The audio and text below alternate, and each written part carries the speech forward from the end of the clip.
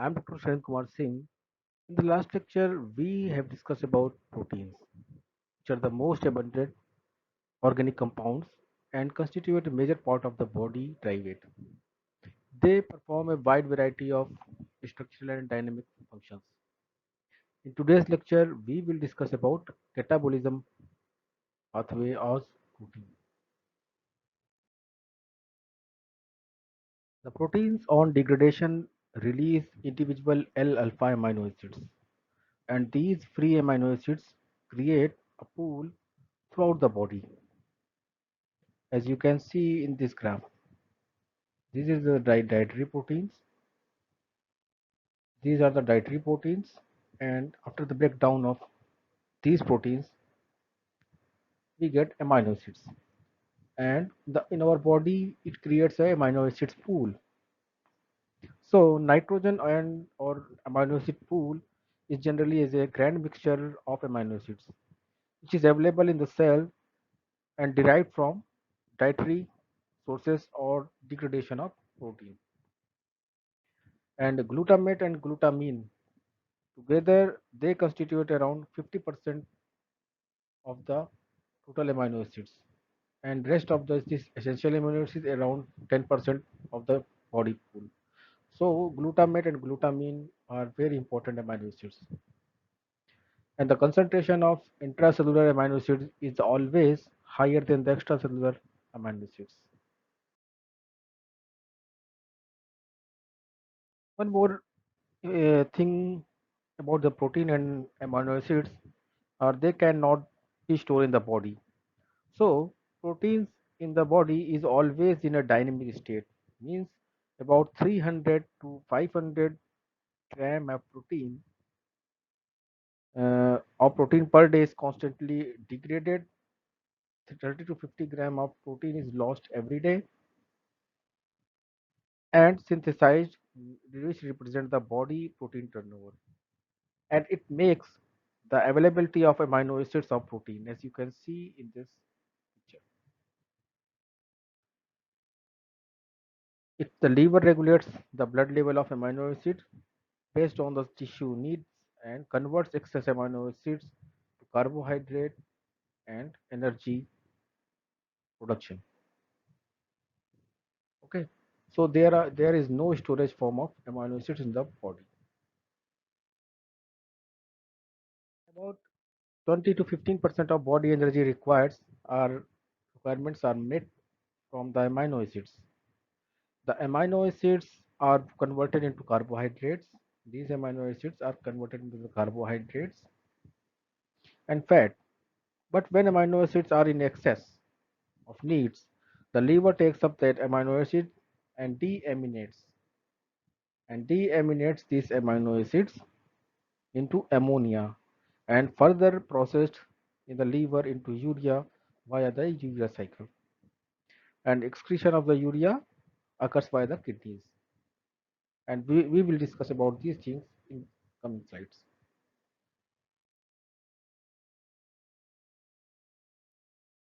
Amino acid catabolism means breakdown of amino acids. So it gives nitrogen skeleton and carbon skeleton. Both take different paths, but they are interconnected with the shunt, as you can see in the figure. We will discuss about both paths individually and each of the skeleton in the in this presentation. So first is the metabolism of nitrogen skeleton. As you can see, after the breakdown of nitrogen skeleton, ammonia is undergoes into different pathways: transamination, oxidative deamination, ammonia transport, and urea cycle. Let's discuss about these pathways. Metabolism of nitrogen skeleton occurs in four stages. First, the transamination, in which the transfer of an amino group from amino acid to a keto acids. And second one is the keto oxidative deamination, which is a form of deamination which generates alpha keto acids and other oxidized products from the amine containing compounds, and it occurs only in the liver. And then ammonia transport, the non-toxic. This is the non-toxic storage and transport form of ammonia in the liver is glutamine. And finally, the urea cycle. Urea cycle removes ammonia from the blood and makes urea. It is eventually excreted as urine, and it also occurs in primarily in the liver and lesser extent, some of the lesser extent in the kidneys also. Next step, transamination. In this, amination is the process for transfer of an amino group from an amino acids to a keto acid with the formation of a new amino acid and a new keto acid. The reaction is generally catalyzed by a group of enzymes we call transaminases or aminotransferases and a cofactor PLP. So there are many types of transaminases found in different organs of the body like liver, kidney, heart, brain, and like aspartate aminotransferase, which is very active enzyme inside the heart cells, and it is measured in blood for diagnosing myocardial infraction, and alanine aminotransferase, which escapes in large amounts from dead or dying liver tissue and measured in the blood for diagnostic purpose. So these are the different transaminases which helps the transamination process. Transaminases share a common substrate and product like oxoglutarate and glutamate with the enzyme glutamate dehydrogenase. This permits a combined nitrogen excretion pathway, as you can see in this picture. Glutamate and oxybutyrate combine uh, share pathway. Some of the transaminases can also share a common substrate and product pathways.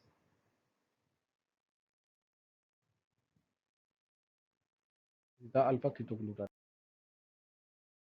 Central role of glutamate. Glutamate is a very important amino acids.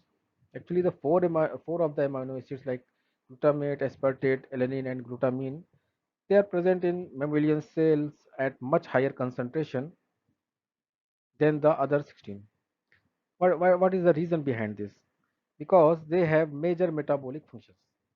Okay? They have major metabolic function in addition to their roles in the proteins, but glutamate occupies the special position. Glutamate and aspartate both function as a excretory neurotransmitters in the central nervous system. And glutamate is the partly responsible for the flavor of food. Flavor of food. I'm sure you heard about monosodium glutamate for the processed food. So glutamate occupies a special position in amino acid breakdown. Most of the nitrogen from dietary protein is ultimately excreted from the body via the glutamate pool. It's special because it is chemically related to 2-oxoglutarate or alpha ketoglutarate, which is a key intermediate in the Krebs cycle. Remember that glutamate can also be uh, reversibly converted into 2-oxoglutarate with the help of transaminases or glutamate dehydrogenase. In addition, glutamate can be also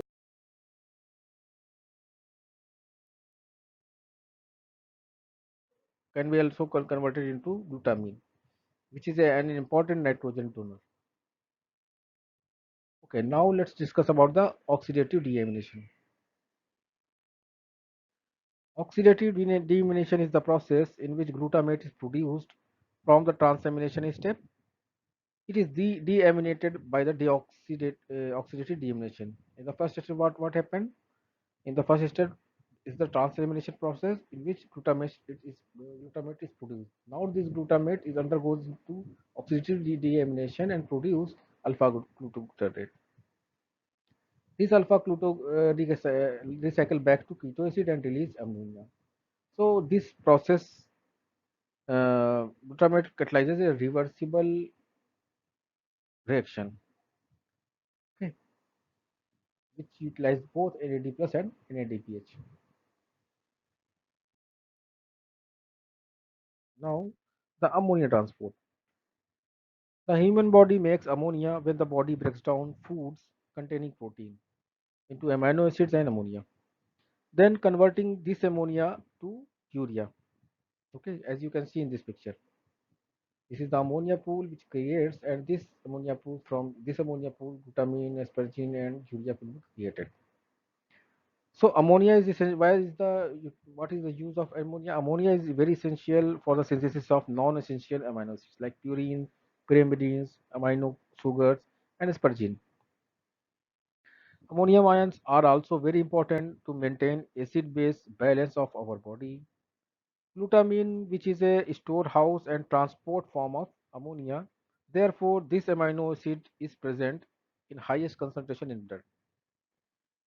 Synthesis mostly occurs in the liver, brain, and muscles. Liver, brain, and muscle tissues. Glutamine is freely diffusible in tissues, so it is easily transported. Glutamine synthase is responsible for the synthesis of glutamine from glutamate. It requires ATP and magnesium also, and this glutamine can be further deaminated by the hydrolysis with the glutamate and ammonia. Okay, so this, as you can see, this is a form of ammonia transport, glutamate. Now let's move on to the next slide.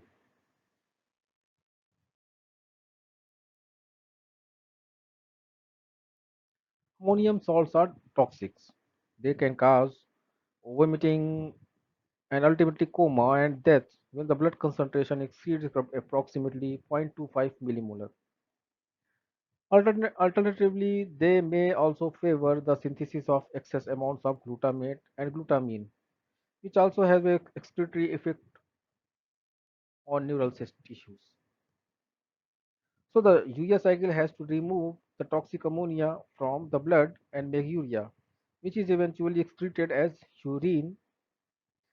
The carbonyl group of urea is derived from the CO2, this one. And the ammonia contributes one of the amine group of this urea, as you can see in this picture. Urea cycle is very important in mammals in that it helps us to excrete ammonia. It also helps to produce fumarate, which would be used for other metabolic reactions and maintain homeostasis, maintain pH. And it also helps us to conserve water since urea is very polar. It's a series of reaction which is catalyzed by several key enzymes in the mitochondrial matrix and the cytosol. Thus, urea cycle spans two cellular compartments of the liver cells.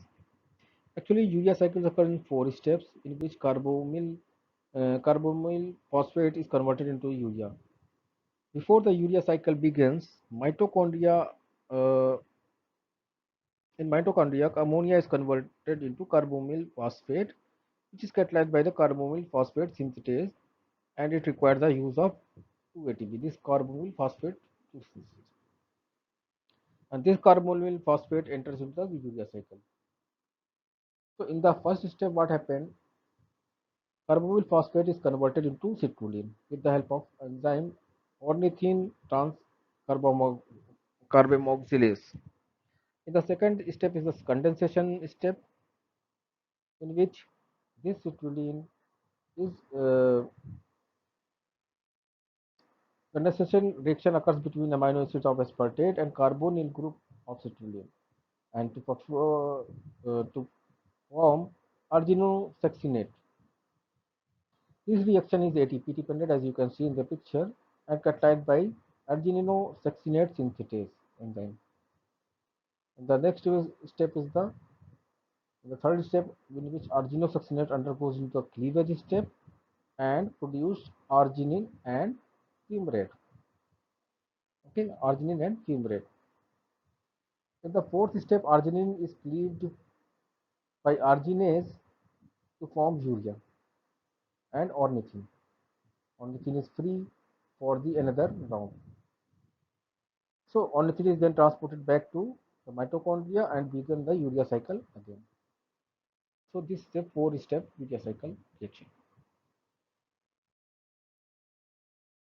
Urea cycle is closely linked to citric acid cycle, as you can see in this picture, and deriving one of its nitrogen through transamination of oxaloacetate to form aspartate and returns fumates to the cycles.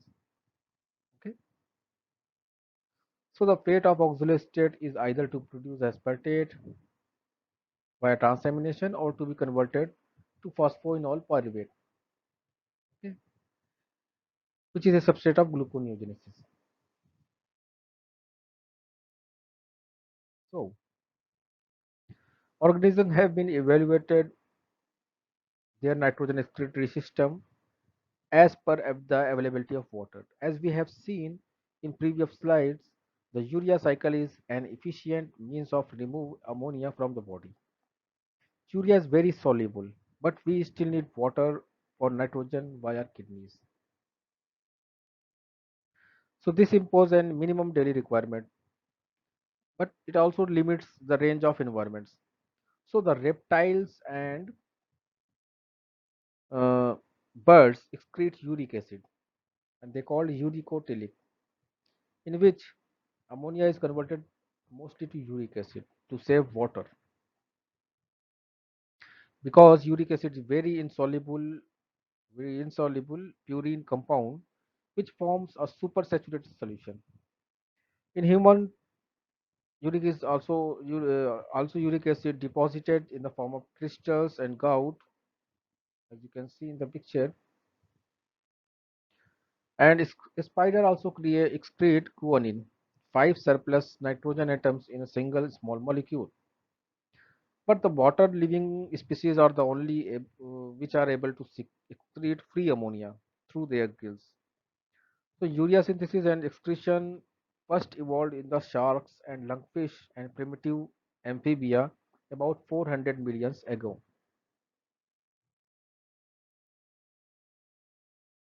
Summarizes the overall nitrogen catabolism or nitrogen skeleton catabolism. As you can see, the first step the transamination, which takes off amine group from the amino acids and forms glutamate. This is the glutamate, and this glutamate undergoes into deamination and removes ammonia, and this ammonia is combined with the CO2 and aspartate to form so urea, arginine, and fumate. So this, okay, this is the overall summary of transamination reaction. Now let's move on to the carbon skeleton catabolism.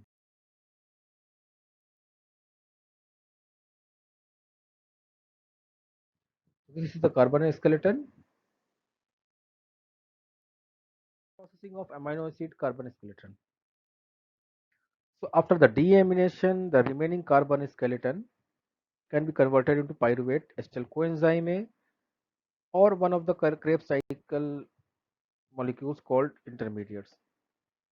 Carbon skeleton actually is a keto acids, alpha keto acids remaining after the removal of ammonia from amino acids.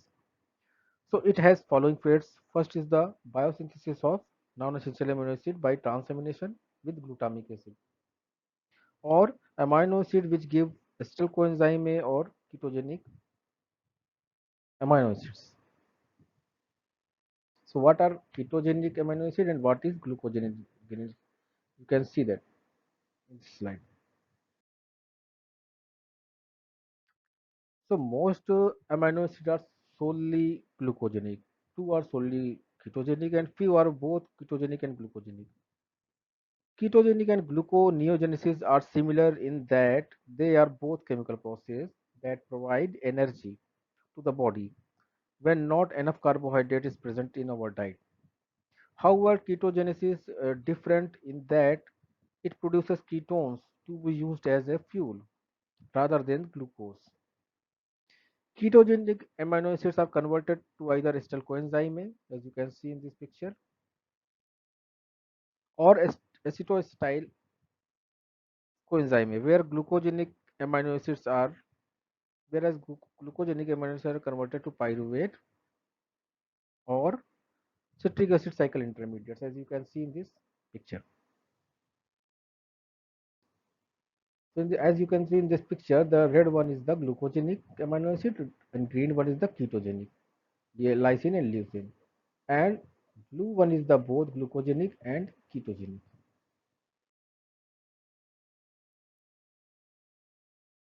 So 2 are ketogenic, 13 are glucogenic, and 5 are both because they form pyruvate or have two different degradation pathways.